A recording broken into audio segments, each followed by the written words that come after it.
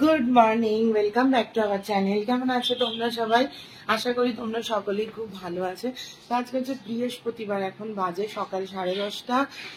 নীলাদ্রি গেছে হচ্ছে কি ঠাকুরের ফুল আনতে। আমি ভাবলাম আজকে বেশ কিছু জিনিস করার আছে, তোমাদের সাথে শেয়ার করি। নর্মালি বৃহস্পতিবার আমি ভিডিও করি না, তবে আজকে ভিডিও করছি কারণ কালকে পোস্ট করব। ভিডিও পোস্ট করবো না, তবে কিছু কিছু একটু আধটু ক্লিপ নিয়ে রাখি, কারণ আজকে বেশ হ্যাপেনিং কিছু আছে। তো চলো ভিডিওটা এখন থেকে শুরু করলাম। আমি এখন বসিয়েছি চা খাবো, খেয়ে যাব হচ্ছে গিয়ে জিমে। আর জিম থেকে এসে তারপর যা করার করবো। চলো দেখতে থাকো আজকে সারাদিনের ভিডিওটা, আশা করি তোমাদের ভালো লাগবে। তো এরপর এক কাপ চা বসিয়েছিলাম আমার জন্য। সকালবেলা না নীলাদ্রি চা বানিয়েছিল, কিন্তু চাটা আমার ঠিক ভূত হয়নি বলে আমি আমার নিজের হাতের এক কাপ চা নিয়ে বসবো ভাবলাম, যে নইলে ঠিক আমার এনার্জি আসছে না। তো চাটা খেয়ে জিমে চলে গিয়েছিলাম। জিম করে বাড়ি এসে স্নান টান করে পুজো দিচ্ছিলাম। আজকে যেহেতু বৃহস্পতিবার, পুজোটা দিতে অনেকটা সময় লাগবে। আর নর্মালি আমি বৃহস্পতিবার সন্ধেবেলায় পুজোটা দিই, তবে আজকে একটুখানি বেরোনোর আছে, সেই কারণে পুজো দিয়ে দিচ্ছিলাম। আর তোমরা আমার এখন এই ভিডিওতে দেখতেই পাচ্ছ, আজকে একদিন ব্লগ দিচ্ছি একদিন ব্লগ দিচ্ছি না। এই সমস্যাগুলোর কারণ তোমাদেরকে পরে বলছি। আর এখানে তারপরে খেতে বসেছিলাম পুজো টুজো দিয়ে। আজকে কিছুই রান্না বান্না করিনি, জানো তো। আগের দিন দেখলে না বেশ কতটা মুড়ো ঘন্ট ছিল, সেই মুড়ো ঘন্ট রয়েছে। মা একটু মাছের ঝোল ছিল, মা বললো যে একটু আলু ভাজা ডিমের অমলেট করে দিই, তাহলে মেয়ের খাওয়া হয়ে যাবে। মানে বেসিক্যালি বৃহস্পতিবার দিনটা আমাদের ফ্রিজ পরিষ্কারের দিন হয়, মানে সেরকম রান্না বান্না কিছু করি না, আগে যা থাকে সেগুলোই করে দিই, মানে খেয়ে নিই, এই হচ্ছে গিয়ে ব্যাপার। তো এই যে রেডি হয়ে গেছি আমি, এখন আমরা বেরোবো। যাচ্ছি, কোথায় যাচ্ছি? ওই যে মোহরও রেডি হয়ে গেছে, আর আমি এখানে এই জিন্স আর টপটা পরেছি, যারা তোমাদের দেখে দেখাচ্ছি। আমি এখন দাঁড়িয়ে রয়েছে হচ্ছে নাটাগাড়ি, পঞ্চাননতলা বাজারের মুখে। ঠিক এখানে একটা পানের দোকান আছে, যার পান হচ্ছে গিয়ে অসম্ভব নেশার মতো। এখানে থেকে আমরা পান খাবো, ওই জন্য দাঁড়িয়ে রয়েছি। পান খেয়ে এই গলি দিয়ে চলে যাবো দাদার বাড়িতে। চলো তোমাদের পানটা দেখাই। ব্যাকে দেখানোর আর সাহস পাইনি, ওই জন্য এই জায়গাটা আমি কেটে দিয়েছি। ভিডিও করেছিলাম, তবে আমার মনে হলো যে না থাক, এখন যারা আমাকে গালাগাল করছে শুনছি, পরে এগুলোর জবাব তো সময় মতো দেয়া যাবে। আর এই দোকানের পানটা জানো তো, আমার মনে হয় কি জানো, উনি ড্রাগস মেশান, মানে এত টেস্টি বানায়। আমি সেদিনকে দাদাকে জিজ্ঞাসা করছি, দাদা তুমি কি পানে কিছু মেশাও? মানে তোমার পানটা খাওয়ার জন্য আমার জন্য কেমন একটা হয়। মানে তোমরা যারা নাটাঘরের অধিকটাতে থাকো তারা হয়তো প্রায়ই খাও এবং জানোই যে অসাধারণ পান বানায় এই দাদা। এই পানটা মানে জাস্ট কি বলবো, পুরো চুমু।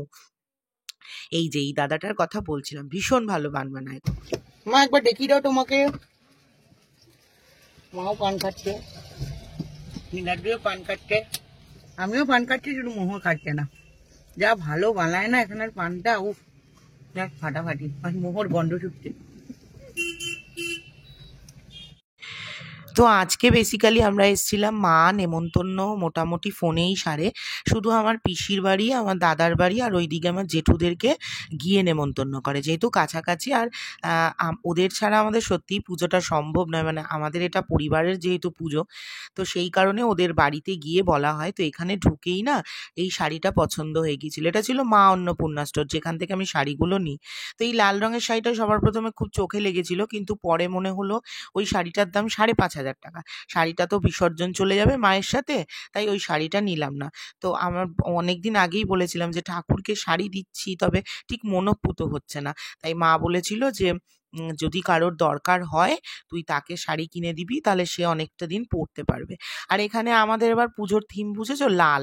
আমরা তো দেখোই প্রত্যেক বছর পুজোতে আমরা সবাই একসাথে থিম করে জামা কাপড় পরি। তো সেই কারণে আমাদের এবার বৌদির সাথে, মানে আমি বড় বৌদি, ঝর্ণা বৌদি, তিনজনেই ঠাকুরের সাথে ম্যাচ করে এবার শাড়ি পরবো লাল লাল। আর এগুলো দেখছিলাম, এই গোটা বছরে একবারই আমি পিসিকে জেঠিকে সবাইকে শাড়ি দিই, মাকে তো দিই। তো এই তাঁতের শাড়িগুলো দেখছিলাম, তারপরে তিনজনের জন্যই সেম শাড়ি কিনেছি। আর এখানে এই শাড়িগুলো দেখছিলাম, এগুলোকে মনে হয় বালুচুরি বলে। তো আমরা এবার পুজোর পরের দিন, মানে যেদিনকে আমাদের দুপুরে খাওয়া দাওয়া, ওই দিনের দুপুরের থিমটা ঠিক করতে পারছিলাম না কি কালারের পরবো। বাদ বাকি কে কি পরলো জানি না, তবে আমরা পরিবারের সকলে মোটামুটি এক কালারেরই পরি। শাড়িগুলো যত দেখছি না চোখ ধাঁধি যাচ্ছে। এই শাড়িগুলোর দাম ছিল 1100-1200 টাকা করে, কিন্তু বুঝতে পারছিলাম না, মানে আমাদের তিনজনেরই ম্যাচিং লাগবে একই কালারের, সেই কারণে একটু কনফিউশন ছিল। তো যাই হোক, এখানে চলে এসেছি পিসির বাড়িতে। এটা আমার বড় বৌদি, তোমরা তো চেনোই। একে দেখো, মানে এখনো শীত পড়েনি, এত শীত কাতুরে।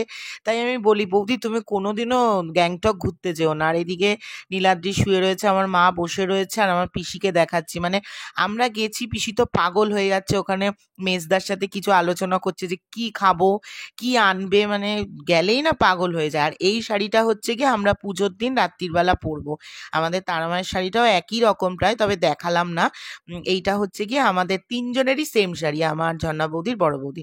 এখানে বৌদিকে বললাম যে একটু, বৌদি দেখছিল ব্লাউজ পিসটা কিরকম, মানে ব্লাউজ পিস নইলে বানাবো না, এইটা হচ্ছে গিয়ে ব্লাউজ পিস। তো আমার ব্লাউজ পিসটা পছন্দ হয়েছে, তো সেটাই বানাবো ঠিক করলাম। তো এরপরে আমি একটুখানি নিজেকে দেখছিলাম, কি আর করব, তোমাদেরকেও দেখাচ্ছিলাম এই মুটকু আমিটাকে। তো তারপরে আমি তো এখন খাওয়া দাওয়া মোটামুটি করছি না, যেইটুখানি কমছে কমছে, সেটা তো পরে দেখা যাবে, সময় বলে দেবে। আর তোমার এখানে না তো ভেজিটেবিল চপ নিয়ে গেছিলাম। এই যে মা দেখো নর্মালি খায় না, আজকে ভিডিও টিডিও ছিল না তো এই জন্য খাচ্ছে। মা, মিষ্টি আর নীলাদ্রি তো সারাদিন ফোনে গেম খেলে যায়। সেদিনকে চিল্লেছিলাম বলে তোমরা কি আমাকে বকা দিলে, দেখো লোকের বাড়িতে এসেও ফোন ঘাটছে, আর এখানে আমি বক বক করছিলাম যে হ্যাঁ আমি এখানে এসেও চিকেন বানাচ্ছি, আমি যেখানেই যাব সেখানেই আমাকে রান্না করে করে খেতে হবে, দাদার বাড়িতে এসছি খাওয়াচ্ছে না। ওটা মজা করছিলাম, আমরা সবাই মিলে একসাথে থাকলে সবাই কাজ করি, দাদা বৌদিরাও আমার বাড়িতে এসে কাজ করে, আমি ওখানে গিয়ে রান্না করি। তো যাই হোক, তারপর খাওয়া দাওয়া করেছি, বাড়ি চলে এসেছি, আর কিচ্ছু ভিডিও করিনি। এটা হচ্ছে শুক্রবার দিন সন্ধ্যাবেলা, যেদিন আমি কিচ্ছু ভিডিও পোস্ট করিনি, সারাদিন ল্যাদ খেয়েছি। বাড়ি ঢুকেছি কটায় জানো? সেদিন রাত্রি 1:30টায়। সারাদিন কিছু করিনি, এই জন্য বিকেলবেলা উঠে কাজ শুরু করলাম। আর এখানে আমি বালিশের ওয়ার চেঞ্জ করছিলাম। সেদিন আমাকে অনেকে অনেক কথা বলেছে যে বালিশের ওয়ারগুলো চেঞ্জ করতে পারো না। আসলে 2 দিন হয়েছিল বালিশের চাদরটা পেতেছিলাম, মোহর চা ফেলে দিয়েছিল বলে না, শুধু চাদরটাই চেঞ্জ করেছিলাম, আর তোমার ওয়ারগুলো না চেঞ্জ করিনি।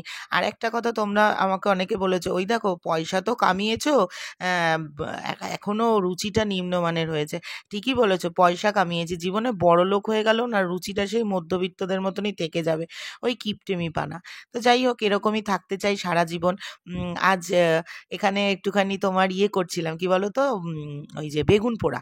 নীলাদ্রি সেদিনকে বলছে শীত তো পড়লো, এখনো পর্যন্ত বেগুন পোড়া খেলাম না। তোমরা আমাকে একজন জিজ্ঞাসা করেছিলে না ওভেনটার কথা, আমি বলবো উষার ওভেন নিও না, এটা 6,500 টাকা মতো দাম নিয়েছিল।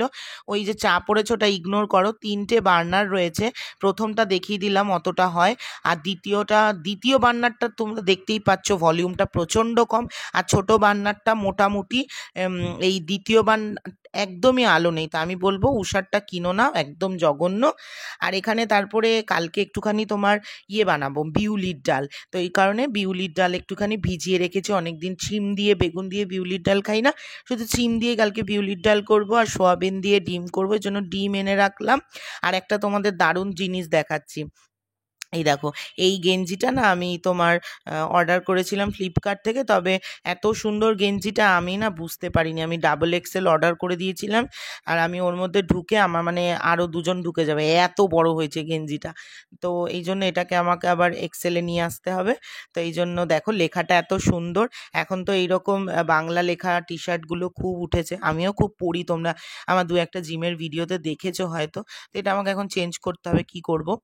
আর একটা আজকে জানো কি হয়েছে, দুপুরবেলা বললাম না যে শুক্রবার দিনের তো এটা ভিডিও ছিল, শুক্রবার দিনকে খাবার অর্ডার করেছিলাম 2:30-এর সময় কস্তুরি থেকে।